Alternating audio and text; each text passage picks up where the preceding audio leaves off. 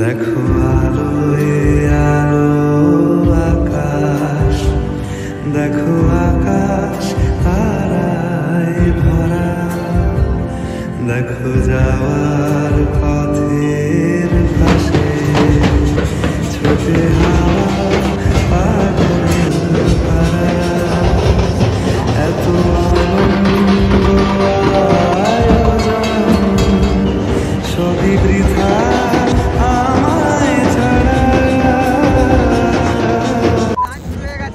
আর দেখো গাদা গাদা লোক একদম স্নানে নেমেছে, দেখো ঢোল নিয়ে নেমেছে, দেখো দেখো দেখতে পাচ্ছি গাইস, ঢোল নিয়ে একদম জলে নেমে গেছে। এই সাইড হচ্ছে রান্না, আর অন্য সাইডে কিন্তু সবাই শুয়ে আছে। দেখতে পাচ্ছি গাইস, সব দিকে কিন্তু বিভিন্ন দোকান বসে আর বিভিন্ন জায়গায় জায়গায় কিন্তু আমার খাওয়া দাওয়া প্লাস ঘুমের সমস্ত কিছু ব্যবস্থা রয়েছে এখানে। আমরা এখন মেন মন্দিরে যাচ্ছি, তো চলো ওখানে যাই।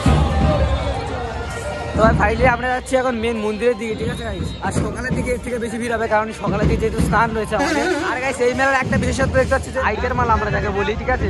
আর এখানে তুলসীর মালা আছে, এগুলো কিন্তু এই মেলার মধ্যে সব থেকে বেশি সেল হয়, কারণ আমাদের ওখানকার লোকে না যখন মেলায় আসে তখন এগুলো কিনে নিয়ে যায়। আর তোমরা কিন্তু প্রত্যেকে দেখতে পাবে মন্দিরের জন্য যে দু সাইডে যে রাস্তা মেলা রয়েছে, মেলা অনেক খেলনাবাটির দোকান রয়েছে বাচ্চাদের। আর অন্যদিকে দেখতে পাচ্ছ গাইস হচ্ছে কিন্তু ও আইচার মালা যাকে বলে সেগুলো। এখানে তো মূলত বাসি আর এগুলো সমস্ত সব থেকে বেশি সেল হয়। আমার সামনে কিন্তু দল আসছে, দলের জায়গাটা কালকে সব থেকে বেশি ভিড় হবে এখানে, বাট কালকে তো স্নান, কালকে সবচেয়ে বেশি হবে এখানে। ফাইনালি দেখতে হচ্ছে একটা দোকান এসেছি। দাদা মালাগুলো কত করে? 50 টাকা। তো দেখতে পাচ্ছি যে 50 টাকার মালা, আইচার মালা এগুলো থেকে একটু বড়। কাকু এগুলো কত করে? যে বড় যেগুলো এগুলো 250 টাকা। দেখতে পাচ্ছি এই যে যেমন মানে এখানে সবচেয়ে ফেমাস বলতে পারো বাঁশি, ঠিক আছে, বাঁশ ঢোল। দাদা কত করে দিচ্ছ? আর সবচেয়ে বড় কত আছে? আচ্ছা, সবচেয়ে বড় দেখতে পাচ্ছ এইটাই আছে, ঠিক আছে। মানে এখানে বাচ্চাদের জন্য দেখলো, বাচ্চাদের জন্য দেখতে পাচ্ছ। আর সবচেয়ে লোয়েস্ট প্রাইসে কি আছে? এর দাম কত আছে? দেখতে পাচ্ছ 150 টাকারও আছে। দেখতে পাচ্ছ এই মেলা আরেকটা বিশেষত্ব হচ্ছে এই বাসিগুলো। দেখতে পাচ্ছ অনেকে মানে প্রত্যেকে কিন্তু এই বাসিগুলো কেনে, ঠিক আছে। দেখতে পাচ্ছি যে একটা দাদা বাসি বাজিয়ে ট্রাই করে দেখছে। আর গাইস তোমাদের কিন্তু এই মেলার মধ্যে খাওয়া দাওয়া নিয়ে কম্প্রোমাইজ করতে হবে না। দেখতে পাচ্ছ এখানে সেখানে হোটেল রয়েছে, প্লাস এখানে একটা খাওয়া দাওয়ার ব্যবস্থা রয়েছে, ঠিক আছে। মানে যে বাড়িটা আসলে সেই বাড়িতে খাওয়া দাওয়ার ব্যবস্থা রয়েছে। আমি যদি একটু আগে আসতাম তাহলে হয়তো তোমাদের সমস্ত কিছু কভার করে দিতাম, বাট এখন পারবো না। কালবেলার দিকে আমি ট্রাই করবো তোমাদের দেখানো। একটা দিদি আমাদের গুন্ডি কাছে দেখতে পাচ্ছ, গুন্ডি কেটে একদম যাচ্ছে, পুরো মন্দির বন্ধু যাবে। আর গাইস এই মেলার মধ্যে আছে তোমাদের থাকা খাওয়া নিয়ে কম্প্রোমাইজ করতে হবে না, কারণ এখানে সব জায়গায় খাওয়ার পেয়ে যাবে একদম ফ্রিতে। আর ঘুমানোর জন্য দেখতে পাচ্ছি কাকু শুয়ে আছে। এমন অনেক জায়গা আছে যেখানে তোমরা নিশ্চিন্তভাবে শুয়ে পড়বা, ঠিক আছে। আর সবচেয়ে বড় একটা কথা, তোমরা যখন এখানে থাকবে না, তোমাদের যে টাকা পয়সা প্লাস ফোন সেগুলো সেফটি তোমাদের নিজের কাছে, ঠিক আছে। তোমরা দেখতে পাচ্ছ এখানে কিন্তু শত লোকের ভিড়, শত কি বলবো গাইস, হাজার লোকের ভিড়। দেখো যেদিকে তাকাবে সেদিকে শুধু লোক। দেখো দেখো দেখো আরে দেখো চতুর্দিকে কিন্তু লোকে ভরা, চতুর্দিকে।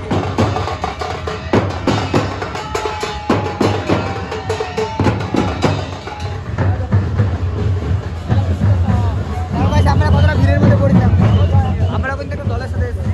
আমি যদি আরো দুপুরে আসতাম তাহলে হয়তো তোমাদের আরো অনেক কিছু দেখাতে পারতাম। এখানে সব লোহার জিনিসপত্র রয়েছে, দেখো গাইস, সব লোহা। আর এই সাইডে রয়েছে কাঠের দোকান, দেখো দেখতে পাচ্ছ কাঠের সমস্ত জিনিসপত্র রয়েছে এখানে। তোমরা যারা আসবে তোমরা এই সাইডে চলে আসতে পারো, ঠিক আছে। মন্দিরের যে সাইডে পুকুরের অপোজিট সাইডে চলে আসবে, মানে যেখানে সবাই স্নান করে তার অপোজিট সাইডে চলে আসবে। দেখতে পাচ্ছ এখানে কিন্তু কাঠের দোকান প্লাস হচ্ছে গিয়ে তোমার লোহার যে দোকানগুলো না সেগুলো রয়েছে এখানে। দেখতে পাচ্ছ গাইস সেখানে কিন্তু অনেক সদস্যরা এসেছিল, যারা স্নান করে বলে এসছে। তারা দেখো সবাই রেস্ট নিচ্ছে, দেখো। আর এখানে কিন্তু সে রেস্ট নেওয়ার জন্য জায়গাও করে দিয়েছে, দেখতে পাচ্ছ। এখানে কিন্তু তাদের রেস্টের জন্য জায়গা রয়েছে, এখানে খাওয়া দাওয়া প্লাস থাকার জন্য সমস্ত কিছু একদম ব্যবস্থা করা আছে। মানে যা যা লাগে সমস্ত রকম এখানে কিন্তু ব্যবস্থা রয়েছে। তো গাইস দেখতে পাচ্ছি এখানে কিন্তু গোপাল সাধুর স্ট্যাচু রয়েছে। এখানে কিন্তু গাইস শয়ে না হাজারে লোক রয়েছে, হাজারে রেস্টের জন্য জায়গা রয়েছে। দেখো সব রেস্টের জন্য জায়গা রয়েছে।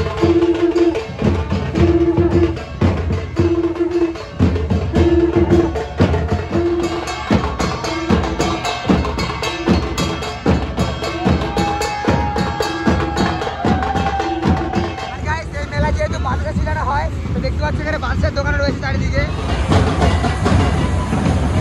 দেখতে পাচ্ছ চারিদিকের ভিড় দেখো তোমরা গাইস, দেখো।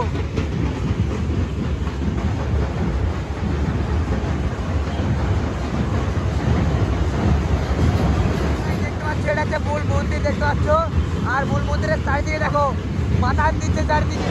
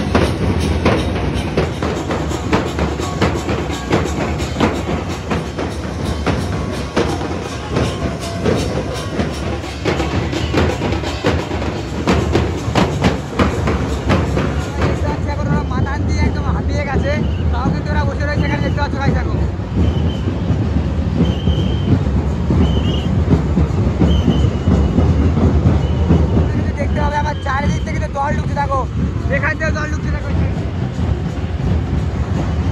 চারিদিকে চারিদিকে জল, চারিদিকে।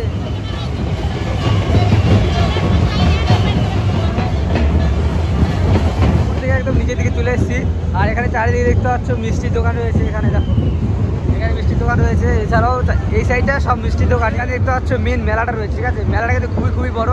আর তোমাদের সবচেয়ে আগে বলেছিলাম যে এই মেলার মধ্যে সবচেয়ে ফেমাস হচ্ছে গিয়ে আইচার মেলা, যাকে বলে। দেখতে পাচ্ছ এই মেলা থেকে কিন্তু তোমার পেইড খাবারের ব্যবস্থা আছে, মানে টাকা দিয়ে কিনে খেতে পারবে। দেখো দুই সাইডে একদম রেস্টুরেন্ট চারিদিকে। তোমরা যদি একদম ফ্রিতে চাও না, তা ফ্রিতেও খেতে পারবে, প্লাস তোমার যদি পেইড দিয়ে মানে টাকা দিয়ে যদি খেতে চাও তোমরা খেতে দিতেও পারবে। আর যেই সাইডে ফুচকা স্টল আছে এক গাদা, বা যেই সাইডে নাগরদোলা আছে সেই সাইডে হচ্ছে ফুচকা স্টল আছে। এই মেলাটা এত বড় না কি বলবো। এই দেখতে পাচ্ছ ওই সাইডে একটা নাগরদোলা দেখতে পাচ্ছ, আর যেই সাইডে দেখতে পাচ্ছ একটা, দেখো দু সাইডে একদম দুটো বড় বড় নাগরদোলা এসছে। আর তার অপোজিটে দেখতে পাচ্ছ ওখানে মরণকূপ, যাকে বলে মরণকূপ খেলা, তো সেগুলো এসছে ওখানে। সত্যি কথা বলতে মেলাটা খুবই বড় হয়, তুমি যদি আসো না ঘুরে শেষ করতে হবে না, একটা ভিড় দেখতে পাচ্ছি কেমন ভিড় আছে।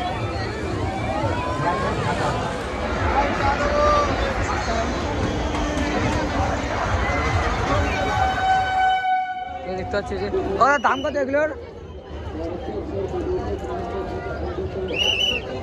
কত 130 দেখতে পাচ্ছ গাইস, যে 130 টাকার দাম। ভালোই সুন্দর জামাটা দেখতে পাচ্ছ এই দাদার দোকানে। তোমরা চাইলে আসতে পারো, এই স্টেশনের মানে রেল লাইনের সাইডেই দেখতে পাচ্ছ দাদার দোকান। তোমরা চাইলে কিন্তু আসতে পারো দাদার দোকান।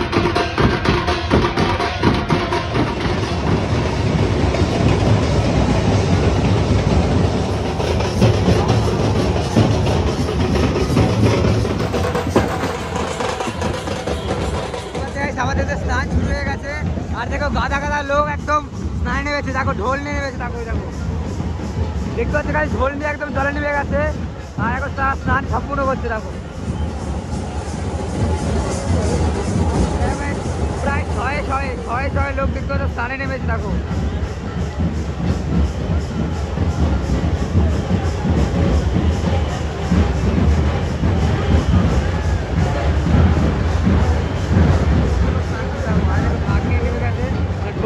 যাওয়া দেখতে পাচ্ছ গাইস, দেখো।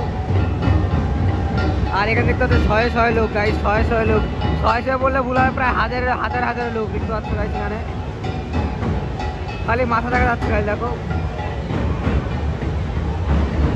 সবাই কিন্তু আজকের দিনে স্নান করতে এসে দেখতে পাচ্ছ এখানে। আর জলের অবস্থা দেখো, জলের কালার একদম ঘুলা হয়ে গেছে। বলে নাকি যতই ঘুলা জল হোক না কেন, যতই ঘুলা জল হোক না কেন, এই জলে স্নান করলে নাকি এক ফুটো কাদা নাকি গায়ে লাগে না। আর এই জলে স্নান করলে মনের যা কামনা বাসনা আছে সেগুলো নাকি সব পূরণ হয়।